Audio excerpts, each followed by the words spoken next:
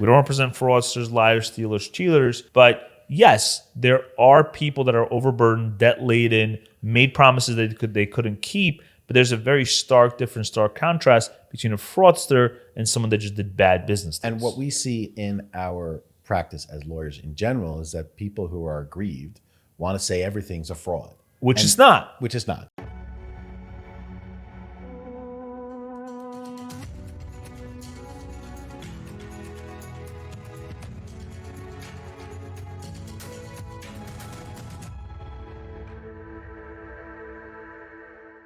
The last person I want to talk about is kind of like this guy, say, Mike Deegan. What's the Mike Deegan? Where they'll commit financial fraud, where they'll commit some type of, stealing, lying, cheating. We don't represent those type of people. We try not to. We try not to. And yes, people overburden themselves and they make promises that they can't keep. But there's an integral difference between fraudulent behavior, and I want to highlight this, and non-fraudulent behavior. Fraudulent behavior is very simple. What is textbook fraud? Very simple. You have a banana, or say not a banana, you have $10,000, and you tell Mike, cross the Brooklyn Bridge, and I'll give you $10,000. Then Mike asks, do you have the $10,000 in your hand right now as I'm crossing in order for you to give it to me? And you say yes. You've just made a current statement of material fact that induced Mike to cross the Brooklyn Bridge. Once he crosses the Brooklyn Bridge and you don't have it, what you've just done is committed fraud.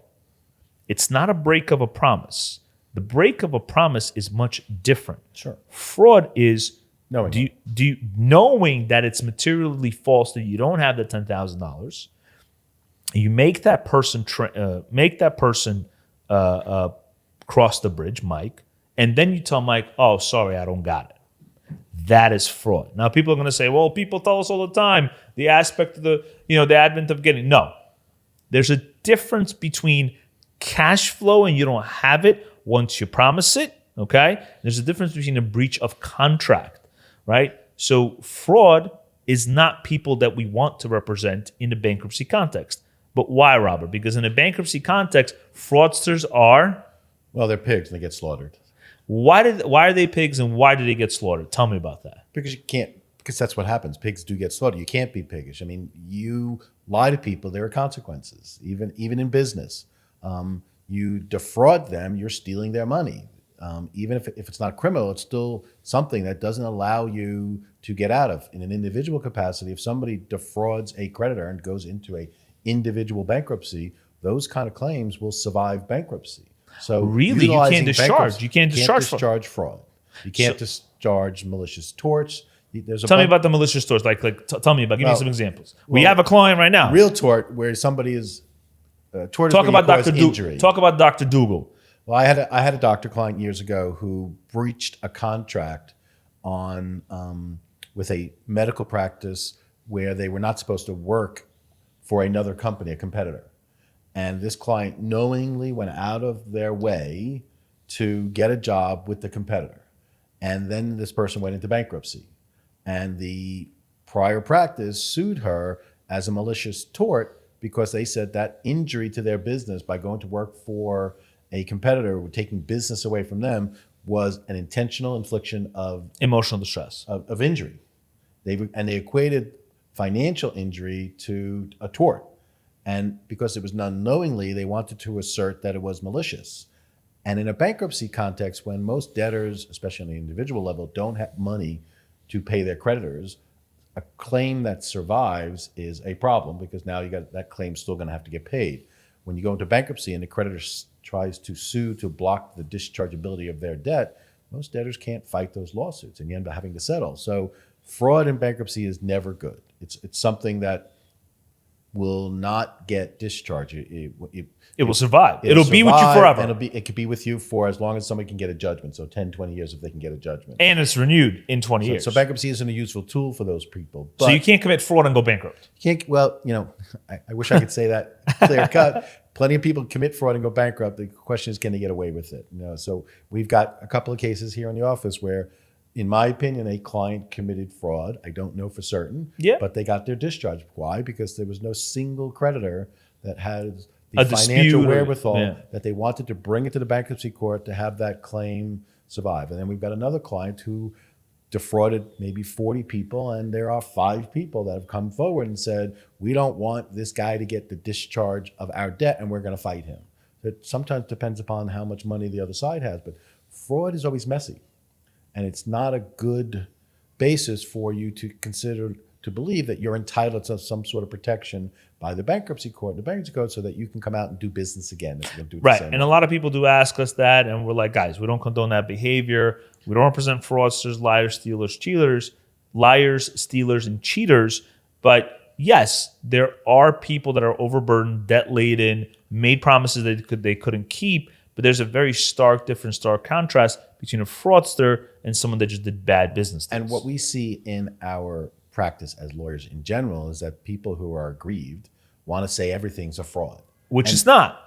So there are people who make, one of the things that I think one of the atoms that I learned is that oftentimes clients are one of 3 things: are either stupid or thieves or a combination thereof. There are very few clients that I would say are smart businessmen who come to us to help them restructure debt because they know it's a business decision. The majority of our clients have made bad decisions or evil bad decisions, and they want us to come try and fix it.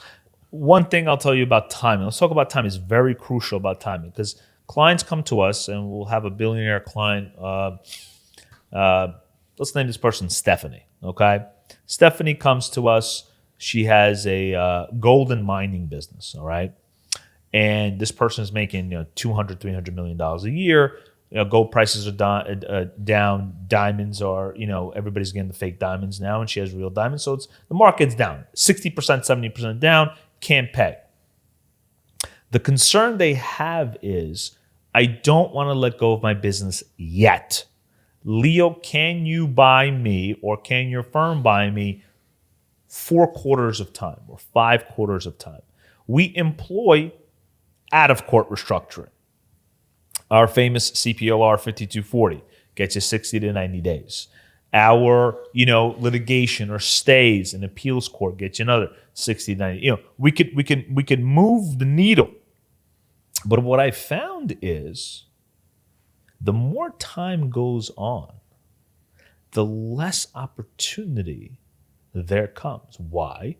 Because what eats in the way of more time is interest and legal fees. Yep. You think interest at 24% is high? Wait till you see a fucking legal bill for restructuring. That's like $4,000, 4,000% interest a month. I think I have found over time that time isn't really the best thing for a lot of these people. In this and service. They believe that it is. Yeah, well, they believe that it is. I think our job is oftentimes to try and show them that it's not. We can buy time. If we could. We're very good at that. Litigation, good lawyers can stall most litigations a year or 2, especially in state court. Yes. Federal court may move a little faster. In bankruptcy, depending upon what kind of debtor it is, you're in and out. Things move much quicker than they used to. Single asset real estate cases, which are where you own a single building that derives all its income from the project or the rents it receives, have a 90-day window where you've got to start doing stuff.